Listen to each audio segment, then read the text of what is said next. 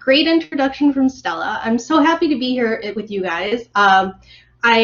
Like Stella said, I'm from IBM Research. I know this week you guys have been learning a lot, and on Monday in particular, you heard a lot about AI and society, economies, government. I'm here to give you the industrial perspective. Again, I'm at IBM Research, so you're going to hear a lot about how we use technology and we build products and other tools for business and enterprise users. So hopefully it will give you another perspective on things. We, again, as a research organization within a product company, we also do fundamental research. So you're going to hear a lot about the AI human interaction research that we do. So hopefully there'll be a lot of different things you learn during this talk. So I wanted to start, again, with some quotes about building technology. And as someone with a background in HCI who moved into an AI organization about 4 years ago now, I think it's really important to think about that we need to design systems that adjust to people. This will come as no surprise to human-computer interaction researchers, but sometimes I think that gets left behind when we talk about AI. And in particular, if we think about when we're building AI technologies, sometimes there's a sort of ability to build things just because you can, but if they're not really aligned with a human need, that you're going to be addressing a very small problem and perhaps a non-existent problem. I think others in the industry, like Josh Lovejoy, have talked about this before. So if we think about it, right, if we consider the humans, but we only consider the humans in building this technology, then it can go wrong. For example, a famous example of this is Microsoft Clippy. The AI technologies backing that weren't really there at the time when it was built, even though clearly having an assistant while creating Word documents is a great user-centric approach to building technology. But if the underlying AI isn't there, things can still go wrong. Similarly, if you have amazing AI technologies, but you don't start with the user in mind, you can go wrong on the other perspective. Think about Google Glass, right? Where amazing technology innovations, things like object recognition, but there were failures to think about the privacy concerns or the user-centric side of things. So at IBM Research, we like to take an iterative approach where we think about how the human-centered approach can shape the AI systems, as well as how the advances in AI technology can lead to new advances in user interfaces and new ways of users interacting with those. A great example is Apple Face ID, right, where you can unlock your phone just by holding it up to your face. So that's a great example of where face recognition technology was then helping a user solve a need of not typing a very long password, right? So that's a great example of this human-centered AI development approach. And like I said, at IBM Research AI, we try to take that same approach. And the way that we do our work and how our work sort of manifests is in many different sorts of artifacts. So for example, we conduct studies and we publish papers openly. You're going to hear about some of the research results from those papers later in this talk. We also build and deploy systems. So these are running systems that we use with real users. For example, you're going to hear about some of the AI games that my team in particular is developing, and those are all publicly available. You can try them out. I'll be sharing the URLs during this talk. Another key topic that I'm going to be talking about today is open source. So it's important that we also share these lower level libraries that help others build secure, robust AI technologies, and you're going to get some examples of that in the practical session later on today about how you can incorporate some of the open source libraries into the tools that you might build. And finally, of course, because we're part of a technology company, hopefully our research then informs the products that we're selling to other businesses. So again, you've heard a little bit about how we do our research. So what are the particular topics that we're focusing on lately? Well, I took a bit of a survey of the kind of papers that the people on my team, so I have about 10 researchers on my team. Again, they're researchers, engineers, designers, as well as the broader group of 30 or 40 people I'm on. And some of the paper titles that we've published lately involve things like human-centric or human-centered automation. On the other side is purely an AI approach, process automation, fast and automatic label resolution, automated task planning. But we started to see that there were more topics emerging from the researchers that were focused on the partnership between humans and AI. So for example, human-AI co-creation, or human-AI partnerships in software engineering, human-AI collaboration, as well as shared interest. So this gives you a little bit of a perspective of the particular topics that we're interested in. So part of what I'm going to go over is how we integrate AI into the workflows of business and enterprise users. So when we step back and did some of our research in 2019, we actually ran a study on Mechanical Turk where we asked people who were obviously working on the Mechanical Turk platform what they thought the difference between AI and automation was. These are two terms that are used pretty widely today, and I think sometimes we intermingle them, so we were really interested in what maybe other people or people that were not researchers thought about these terms, how they use them, what they considered the differences. And I think that was really eye-opening to hear that, for example, you can see in that first quote that the users replied that automation is a broader term. It can be applied to a wider variety of tasks. But when they talked about AI in the second quote, you can see that while it might be on a more narrow task, they are really starting to talk about things that go towards being able to mimic human level intelligence. And for example, if you want the machine to be able to actually process information and make choices on its own, that theme is going to come up in the next few slides. But I think it's really important for all of us as academics and researchers to take a step back and think about what the larger audience might think about these terms. So during the rest of this talk, to define a little more concretely what I mean by automation when we talk about it from the IBM research perspective, we really mean about how we can use AI to help automate, to help ease the tasks of end users and humans, and to enable those tasks to go faster and more efficiently. So that's what we mean by automation when we use the word. So let's plot some of these topics out.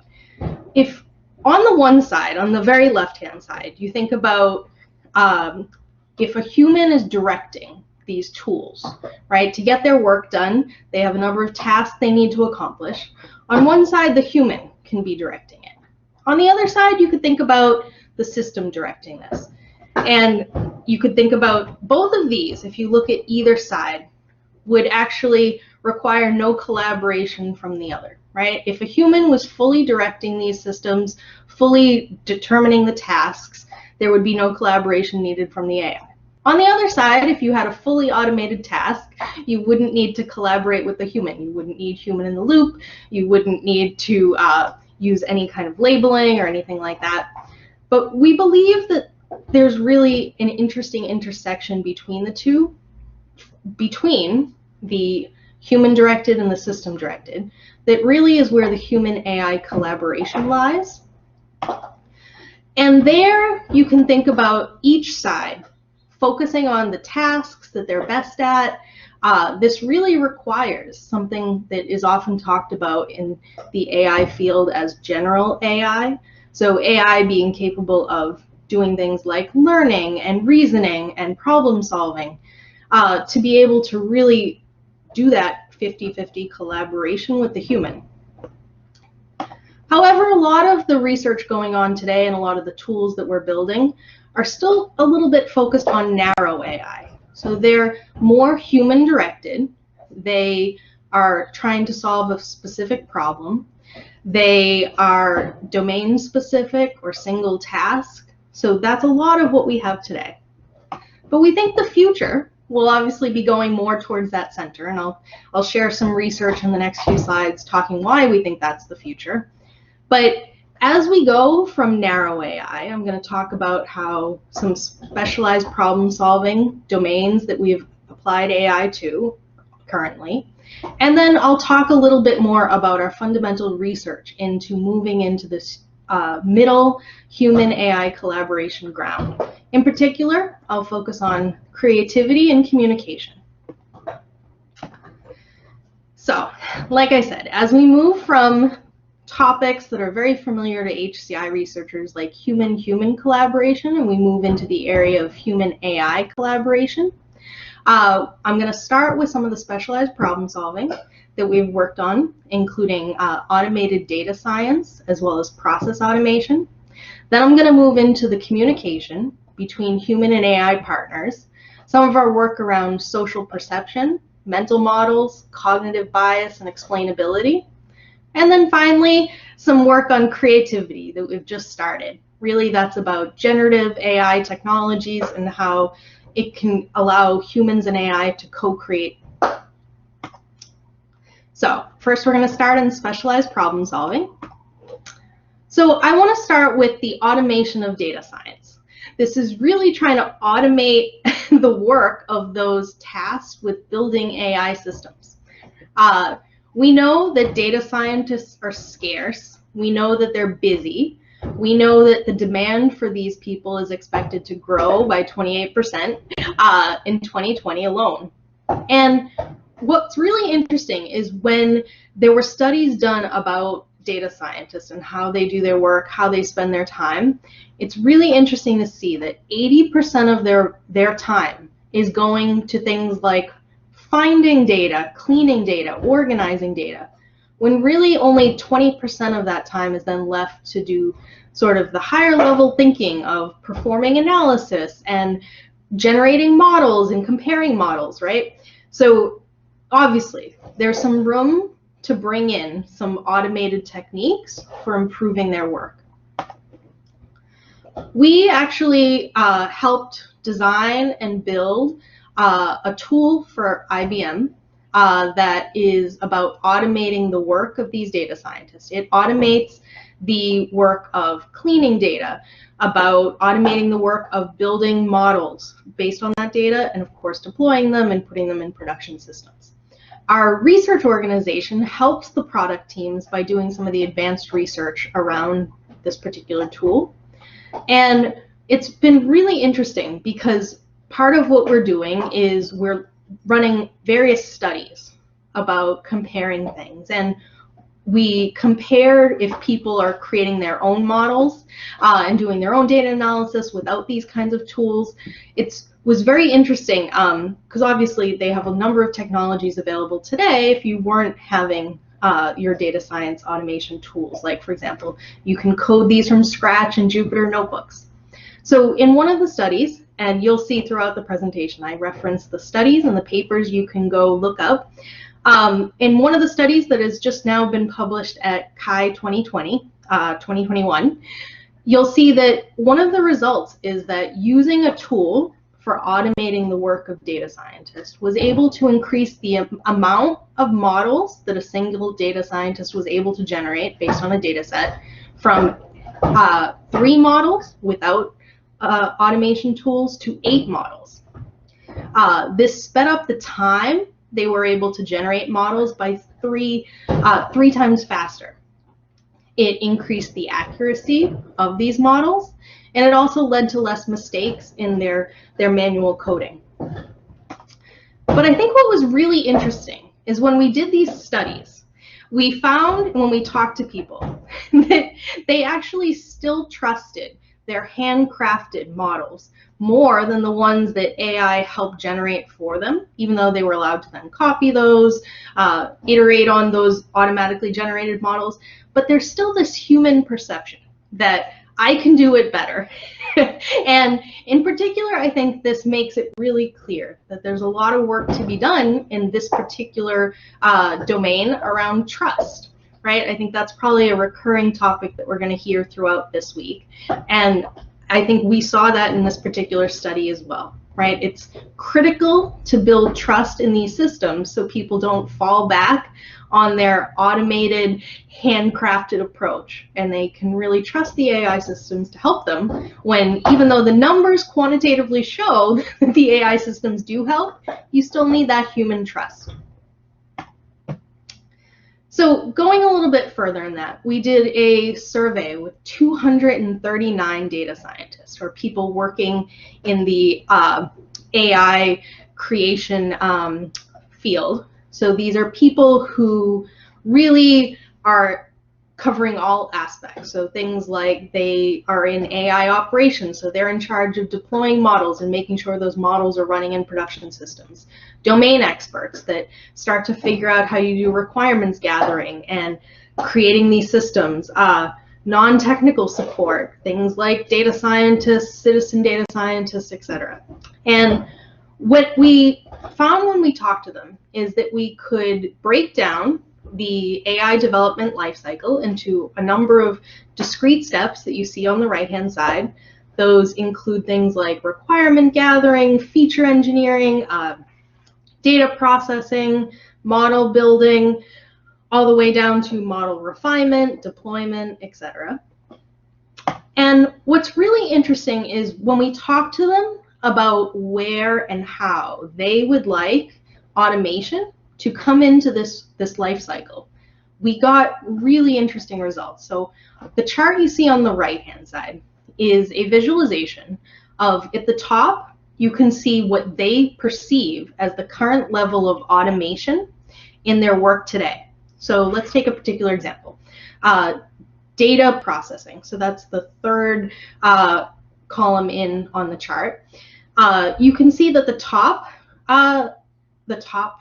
visualization, where it says current, is what they perceive as the amount of automation currently in this particular part of the process today. L0 is no automation. So they are 100% human directed. L1 means some, mostly human directed, but some automation involved. L2 is sort of equal human directed and system directed. L4 on the other end of the spectrum is fully automated by the system. So really what you're seeing is today people are still doing a lot of that data pre-processing manually. However, if you look at the bottom part of the chart, this is what they prefer going forward. You can see that they're really expecting L2 level of automation, which means a 50-50 partnership between humans and AI to be part of the data pre-processing going forward. If you look across that second bar chart, the preferred amount of automation across the whole life cycle, you're seeing a lot of blue. People are clearly today, they're doing a lot manually. That's the purple you see at the top. But going forward, they really want more automation. They don't want full automation. You can see there's not a huge amount of yellow throughout the process. It's mostly blue. So I think it's really interesting to consider that people who are working in this domain would like more automation, but they don't want full automation.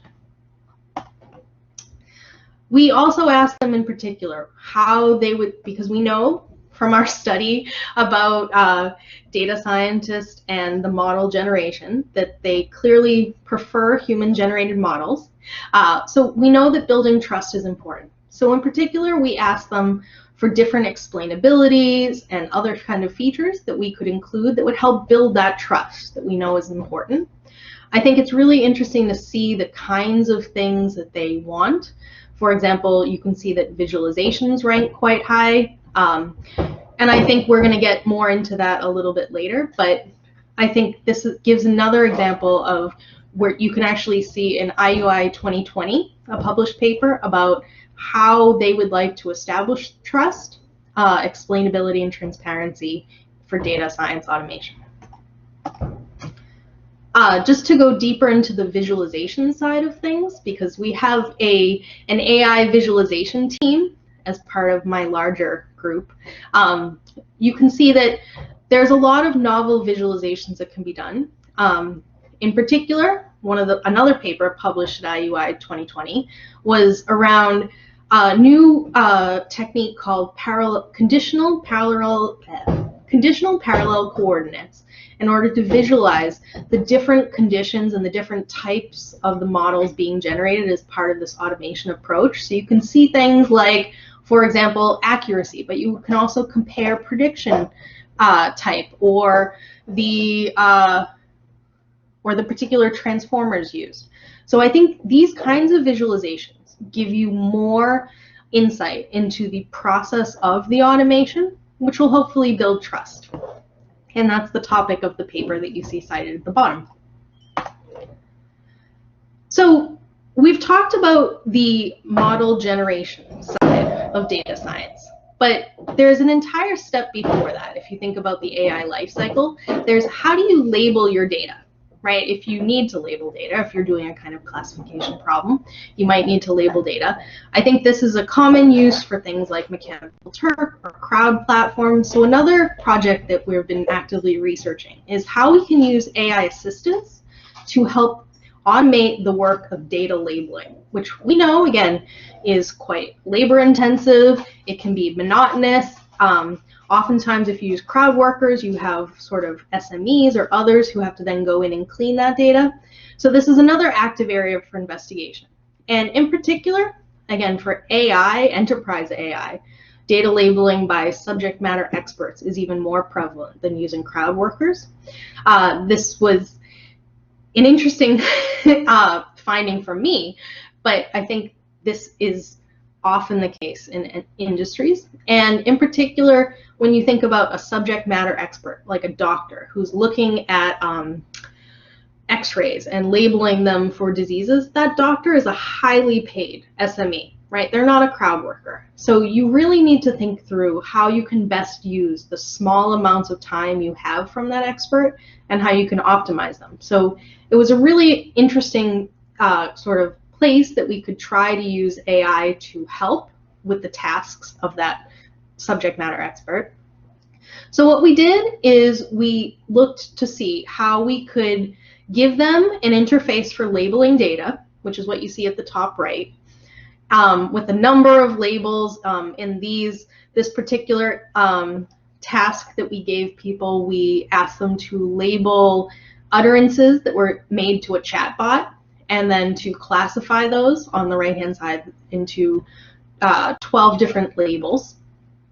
What we did is we created AI that would allow us to proactively recommend which label that the AI system thought it might be. This would, of course, then allow the SME to quickly and easily select that label. It didn't select it for them, so it didn't go into the full automation side of things, but it would proactively recommend. We actually tested two different conditions, a weak AI condition, so it was only trained on 21 examples of label data, versus a strong AI condition that was trained on almost 10 times as much data. You can see that the accuracy of the strong AI alone was about 60%, whereas the weak AI was about 40%, and we compared these in different conditions. So we ran A/B experiments with different users who were given these different AI conditions.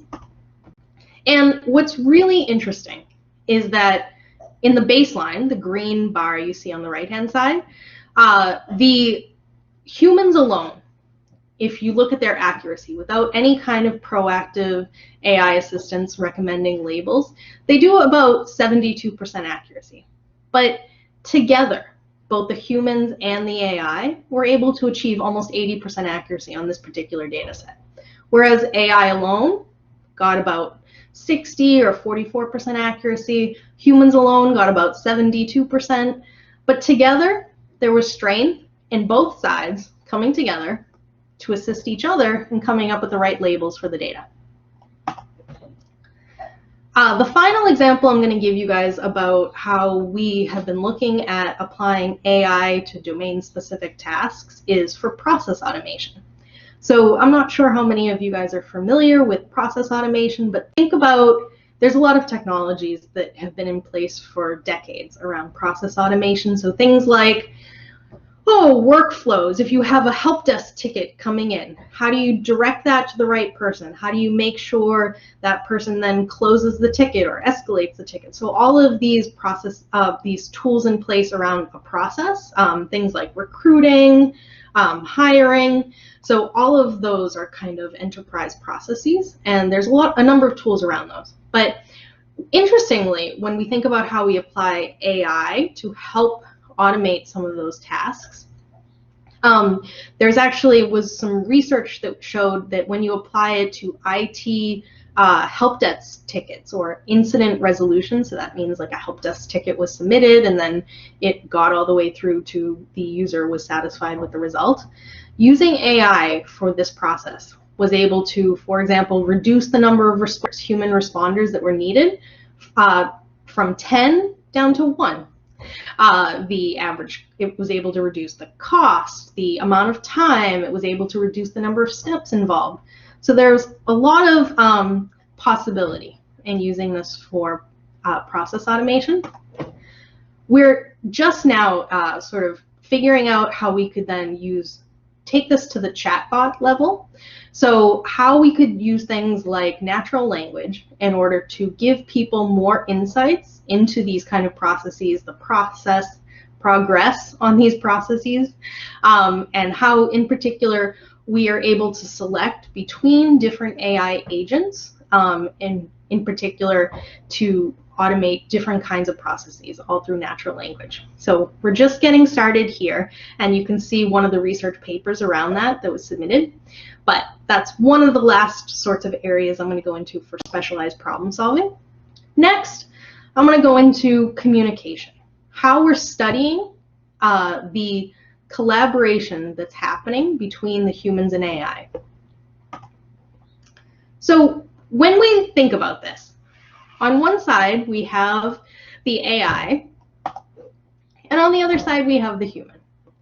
And we were really interested in figuring out how to conceptually model the human-AI collaboration that's going on. It's obviously been informed by our work on human-human collaboration. And if you think about it, both sides in the human-AI collaboration are doing very similar things. What we heard from Mechanical Turkers earlier when they thought about AI, they said near human-like intelligence. So what we did is we tried to look at what are some things both sides have in common. Both sides are actively creating and storing knowledge. So if you think about it on the AI side, you might use words like vectors or data mining or memory management. On the human side, you might use words like chunking or visual learning or teaching or tutoring. But both sides are trying to actively intake and store knowledge. Both sides are participating in sense making. People in the HCI field might be more familiar with this because it's a topic that originally came from psychology and sociology. It was brought to the HCI field by Park researchers in 1993. So in the sense making, the way that's described is how you make sense of the incoming knowledge at a higher level of abstraction. So think about things like interpretability and meaning and judgment and context. Those will be familiar kind of concepts to you guys around sense making. But if you think about the other side, the AI side is doing this as well. Even though they might not be as familiar with the term sense making as we are in HCI research. There's things like clustering or feature analysis or weights, right? So the AI is trying to make sense of the incoming knowledge at a higher level of abstraction. Finally, both sides are participating in decision making. On the AI side, we're pretty familiar with terms like decisions and regressions and classifications and predictions. And the human side, we're pretty familiar with it as well. Things like intuition and choice and habits. Summarizing, both sides seem to be conducting knowledge creation, sense-making, and decision-making. Chun-Wei Chu, a faculty member of informational studies at the University of Toronto, first used these concepts to describe an organization. He said that an organization processes information to make sense of its environment, to create new knowledge, and to make decisions. Again, even though he was talking about organizations, I think it's pretty fair to think about each side in human-AI collaboration doing this as well. But we were still trying to describe at IBM Research the interaction that was happening between the two sides, right? Because that's what collaboration is. So now that we've summarized what's happening on either side, if we start to talk about collaboration, we were looking for a conceptual model that would try to model that collaboration between the two sides. And we looked to the Shannon-Weaver model of communication. This was originally developed in the 1940s, and in it is really about talking about a channel existing between two sides, a receiver and a sender, information being sent along that channel. So we tried to see if this conceptual model fit in human-AI collaboration. So if we think about a channel between the human and the AI side, those channels could be things like conversational interfaces that we just talked about. It could be things like a web-based interface for model generation, or even games, which are even more constrained interfaces. If you look at the Shannon-Weaver model of communication, it talks about the sender encoding information that's sent over the channel that needs to be decoded by the receiver. So in human-AI collaboration, we can imagine that if the AI is initiating communication, it needs to encode its internal state, that it is done with knowledge creation and sense-making and decision-making, encode that on a channel, to then be decoded by the human, who then takes that information as part of knowledge creation and sense-making and decision-making. So an example of that is the visualization I showed earlier. If you think about what the AI is doing, right, it's trying to make sense of the data that it has to generate models. It has a number of models that it's generated.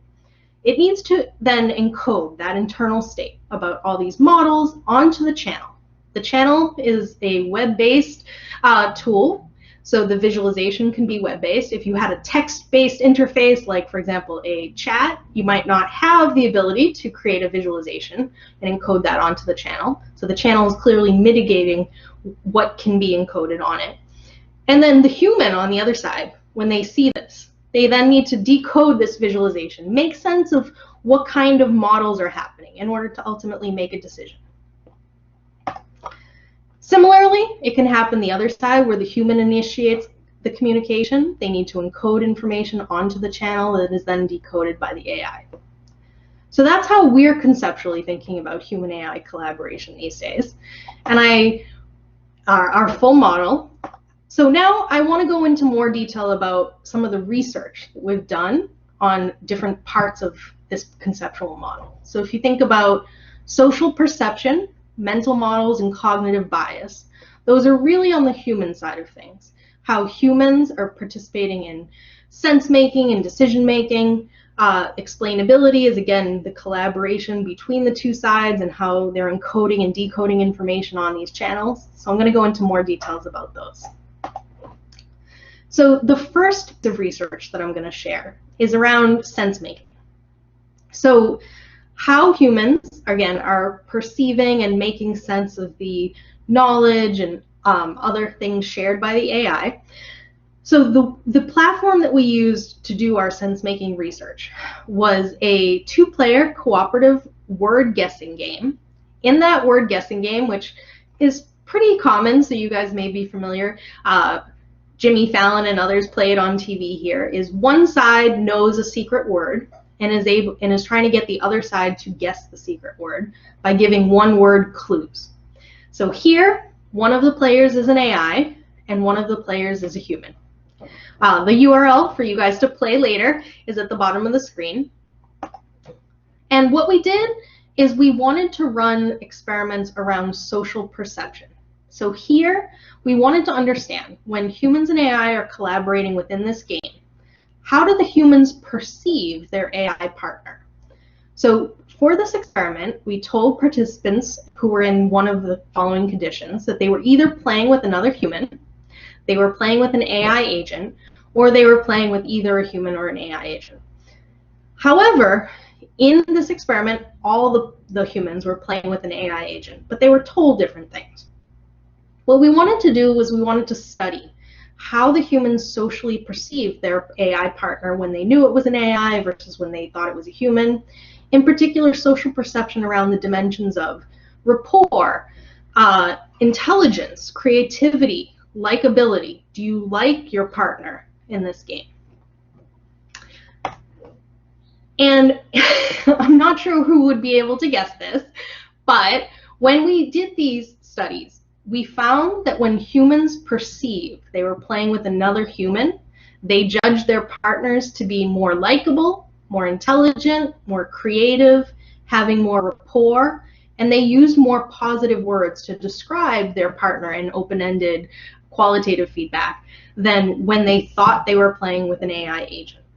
That paper was published at CSCW this 2020. And so it shows that there's already a bit of bias when humans come into these collaborations, when they know they're collaborating with an AI agent.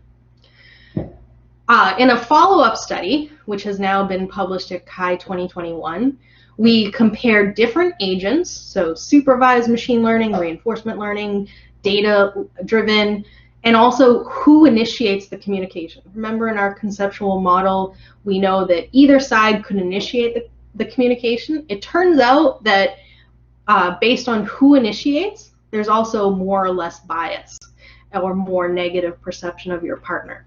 So in particular, if the AI initiates, there's more negative perception. So you can read more about the follow-up study for that social perception research. But interestingly, and this is different from human-human collaboration, that when we look at the success metrics of the collaboration, even though people were negatively socially perceiving their AI partner, it did not impact whether participants won or lost the games.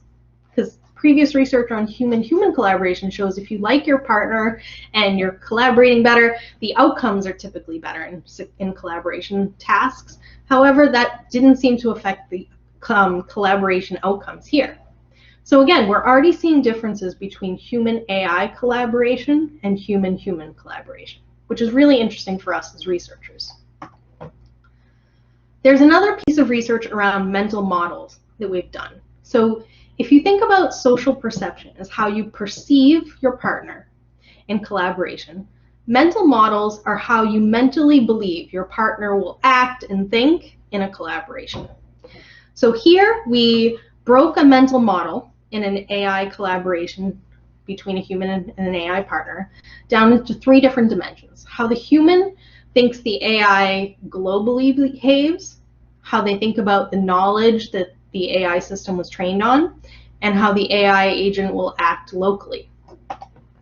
We use the same game to test mental models about players, and what we found is that actually, even though when people played more games, it did not increase the accuracy of their mental models and how they thought the AI was working. However, people who actually won the game more did have more accurate mental models of how the AI was working.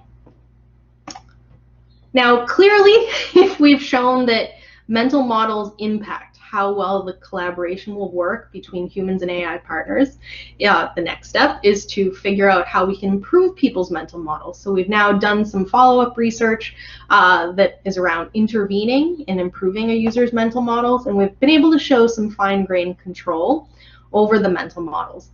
But I think there's a word of caution to be had with this, because in particular, what we found is actually low performers. Some of these interventions can make their mental models even more incorrect than they were to start. So by trying to explain how the AI is working, you can actually make a user's mental model worse. So there's a lot still research to be done around this topic. But I want to move on to cognitive biases, because this is clearly another aspect that comes into human AI collaboration that we've done research around.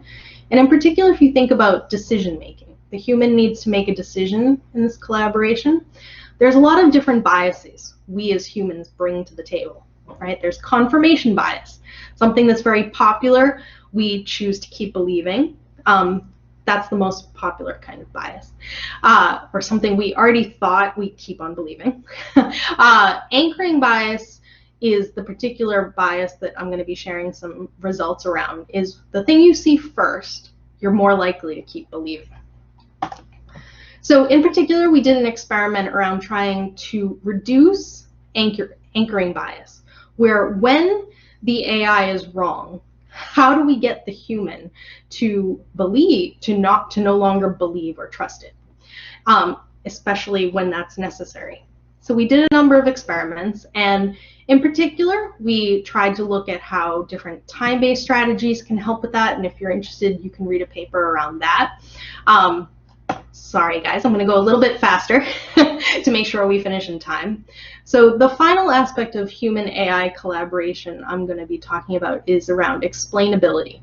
So here, like I talked about before, there's different kinds of explainability. I'm sure you've heard a lot about that this week. Visual explainability, the visualizations I talked about earlier, textual explainability, some examples you see at the bottom of the screen. And in particular, we have done other research around kind of different kinds of explanations, global explanations, local explanations, in particular for fairness judgments of models. And what we did is we found that some explanation types were more effective than others, but it all depends on what the type of fairness problem is. This particular paper was presented a few years ago at IUI 2019, so please check it out if you'd like to hear more about our research into explainability. But one thing I wanted to put together for you guys is a lot of the AI explainability companies now have put together explainability or AI design guidelines. So here's some examples. IBM has one for designing AI systems, but so does Google, so does Microsoft. So here's a set of links for you to how you can incorporate explainability and AI best practices into your user interfaces. In particular, I also wanted to include some of the open source toolkits. If you aren't trying to design a user interface, but you're trying to incorporate explainability into your systems, there's a number of open source toolkits, which again, I'm going to be talking about a little bit later today in more detail about how we've used some of these toolkits and our tools that we've built. But here's a collection of links for you guys.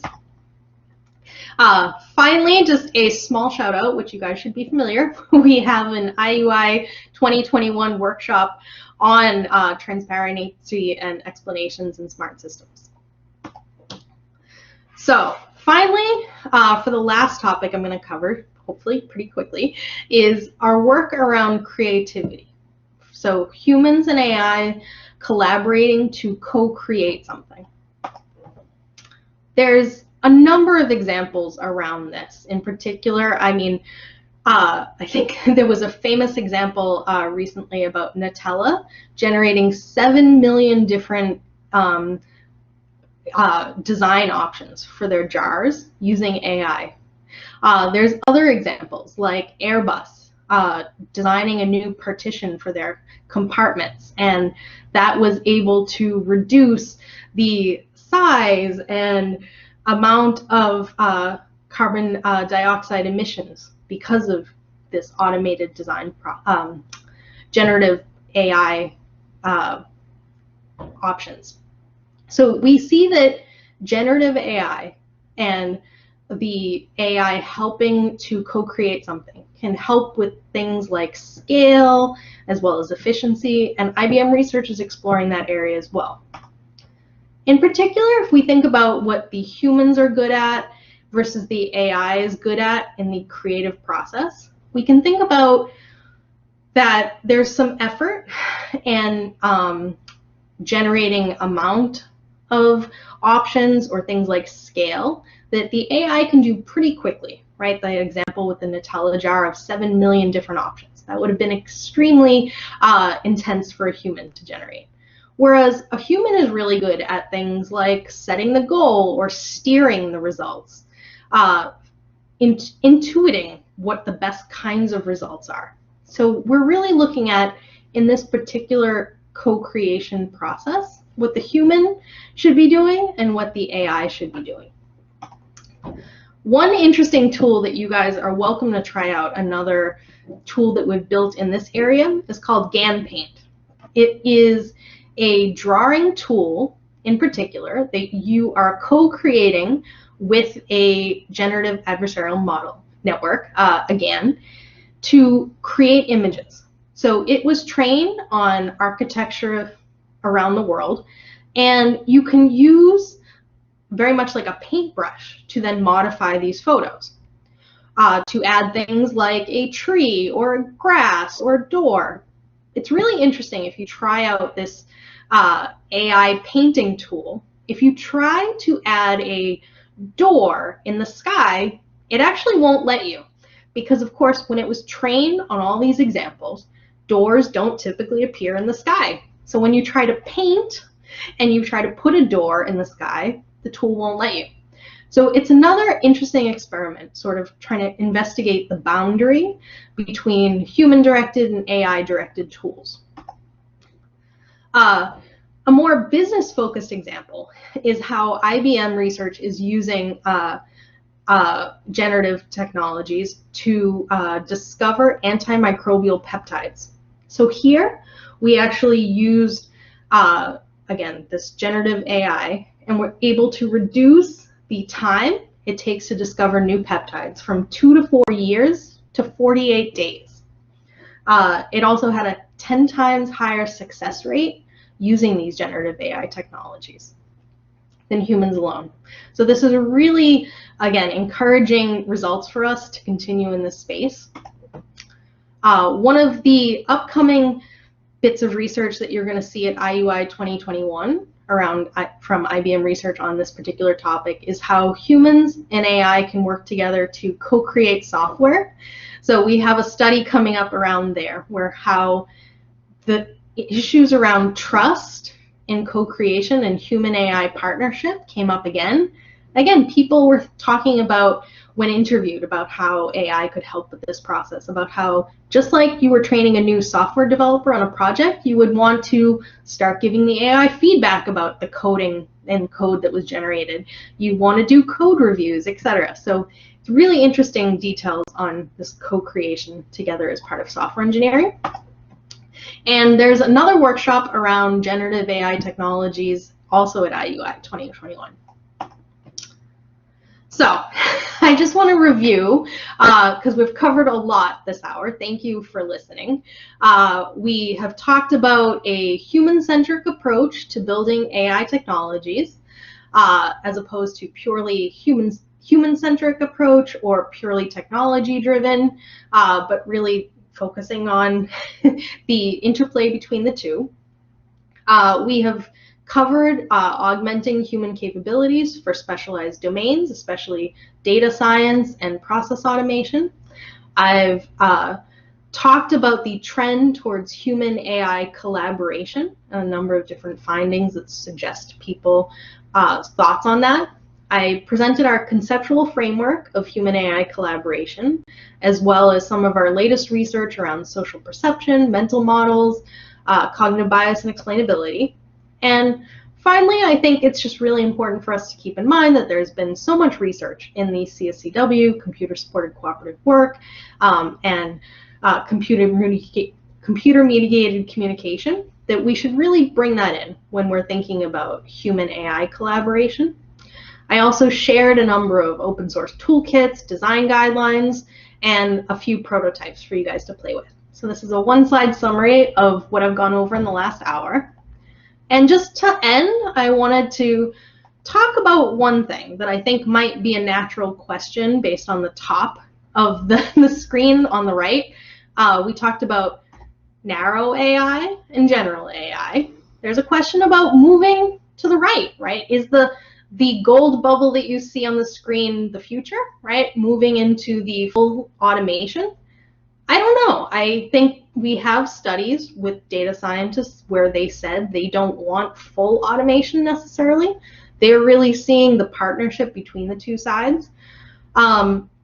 Just because there is full automation, that doesn't mean we've moved into the evil AI systems taking over the world. But I think as we talk more about full automation, the word human in the loop becomes more applicable, right? Where it's an AI-directed process where a human helps out a bit. So I think there's potential, but I think what we heard from the users we have talked to in the different surveys, the different experiments, is that right now they're really interested in that middle area, the human-AI collaboration. And just to end on a quote, I think Tom Malone talked to us that often we've spent way too much time thinking about people versus computers and not nearly enough about thinking about people and computers. So that was the talk on human-centered AI, automation versus collaboration at IBM Research. Thanks, guys.